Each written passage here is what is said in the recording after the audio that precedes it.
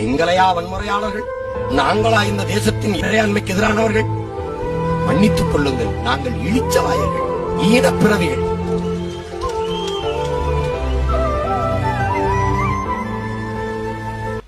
கொத்து கொத்தாக நச்சுக்குண்டுகளை வீசி பச்சிளம் குழந்தைகளுக்கு பால்குடி மறக்காத குழந்தைகள் மீது கொத்தனி குண்டுகளையும் கிளஸ்டர் பாம்புகளையும் விஷவாயுகளையும் வீசி தாக்கி அழித்த போது, என் அக்கா தங்கையை அம்மனமாக நிறுத்தி பாலியல் வல்லுறவு செய்து படுகொலை செய்து கொண்டு வீழ்த்திய போது, என் மொத்த இனத்தையும் அழுத்தி நிறுத்திய போது கதறினோ, கத்தினோ, அழுதோ, மண்டியிட்டோ.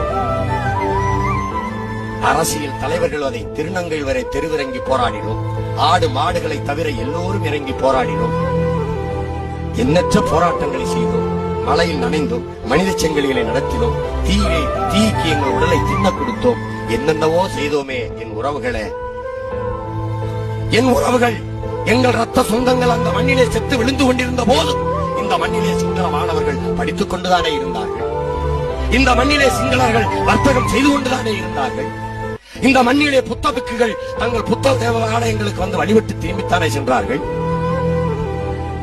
நினைத்து பாருங்கள், எங்களுக்கு நாங்களே தீயிட்டு செத்தோமே ஒழிய எந்த சிங்களன் மீதாவது ஒரு நகைக்கீறலை ஏற்படுத்தினோமா? நாங்களாடா இந்த நாட்டில் வன்முறையாளர்கள்?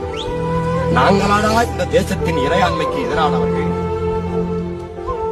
இதைவிட கொடுமை ஏதாவது உண்டா?